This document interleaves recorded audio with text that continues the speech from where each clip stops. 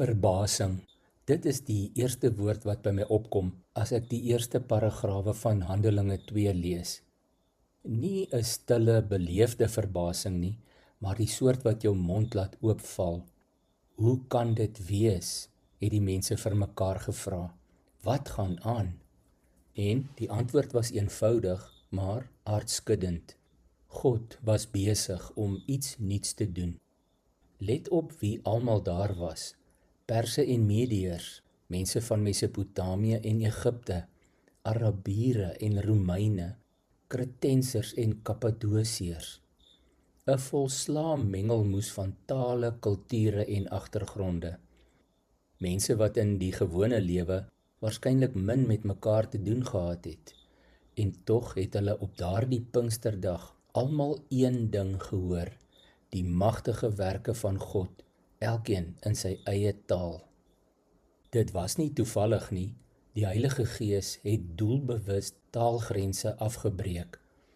Waar die toring van Babel in Genesis 11 mense verdeel het, het Pinkster begin om hulle weer saam te bring. God se boodskap sou nie opgesluit bly in een taal, een kultuur of een volk nie. Paulus sê dit later baie duidelik in onder andere Kolossense 3 vers 10 tot 11. Julle leef nou die lewe van die nuwe mens, wat al hoe meer vernuwe word na die beeld van sy Skepper en tot die volle kennis van God. Hier, bedoelende in die liggaam van Christus, hier is dit nie van belang of iemand Griek of Jood is nie, besny of nie besny nie, andertalig, onbeskaaf, slaaf of vry nie. Hier is Christus alles en in almal. Maar hier is die vraag vir ons vandag. As die Gees destyds taalgrense afgebreek het om mense te bereik, breek hy vandag ook nog daardie en ander grense af. Grense van gewoonte, van gemaksone, van ons het dit nog altyd so gedoen. Dit beteken nie dat ons oortuigings moet prysgee nie. Dit beteken dat ons, soos die mense op Pinksterdag, oopgestel moet bly vir die verbasing. Dat ons bereid moet wees om te vra, wat doen God hier? Ook wanneer dit dalk ongewoon of onverwags lyk. Die skare het verbaas gestaan. Mag ons ook leer om met oop oë te kyk na wat God doen, in ons eredienste, in ons gemeenskappe, in ons wêreld.